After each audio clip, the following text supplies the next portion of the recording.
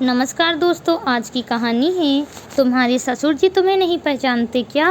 कहानी पसंद आए तो कहानी को लाइक और चैनल को सब्सक्राइब जरूर करें। सौभाग्यवती भव पुत्रवती भव। निकिता ने जैसे ही पूजा के ससुर के पाँव छुए, उन्होंने सर पर हाथ रखा और आशीष भरे शब्द कहे।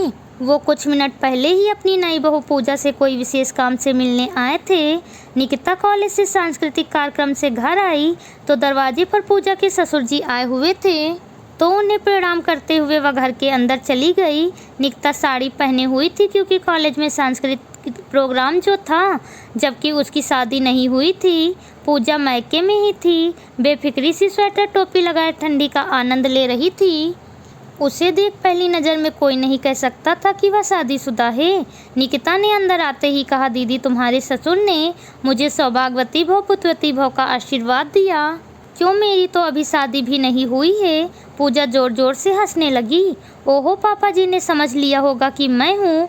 क्या तुम्हारे ससुर जी तुम्हें पहचानते भी नहीं? शादी में एक बार देखे हैं, बार बार बहू पर नज़र थोड़ी रहती है।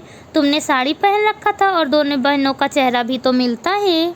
तो पापा जी सोच रहे होंगे कि पूजा ही है। कोई बात नहीं, मैं पापा जी का कन्फ्यूजन बनाए रखती हूँ। और पूजा बिना सर पर दुपट्टा रखे स्वेटर टोपी लगाए ससुर जी को प्रणाम कराई। प्रणाम करने पर ससुर जी ने सोचा यह बहू की छोटी बहन निकिता है। उन्होंने कहा, खुश रहो, मस्त रहो, खूब पढ़ो, खूब बढ़ो, आशीर्वाद दिया। पूजा भी इस मज़ेदार माहौल को बनाए रखना चाहती थी। ससुर ने पूछा, पढ़ाई कैसी चल रही है? बहुत अच्छी, मुस्कुराती हुई पूजा ने कहा। निकिता और पूजा के पापा इस पल को देख माजरा नहीं समझ पा रहे थे, पर पापा पूजा की नज़र जैसे ही पापा पर पड़ी, उसने पापा को चुप रहने का इशारा किया। फिर पूजा निकिता बनी घूमती रही। ससुर का सत्कार भी वह निकिता बनकर ही कर रही थी। यहाँ निकिता को भी साड़ी पहना रखा था।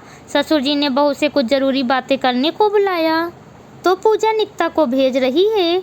दीदी, मैं तुम्हारे घर के बारे में ज़्यादा कुछ नहीं जानती हूँ। क्या कहूँगी, तुम जाओ।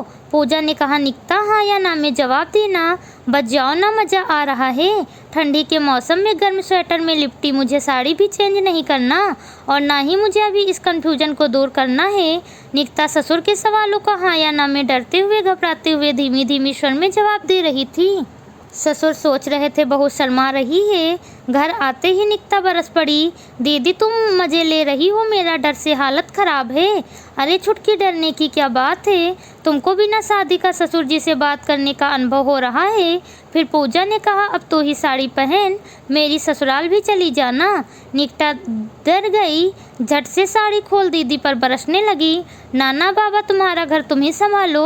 और पूजा अपनी छोटी बहन के डर पर खिलखिलाकर मज़े ले रही थी। दूसरे दिन ससुर भी चले गए। पूजा ने अपने पति को फ़ोन किया और सारी बातें बताई। पूजा के पति अनुज भी बहुत हंस रहे थे। ठंड के साथ साथ ज़िंदगी के भी मज़े ले रही हो पूजा।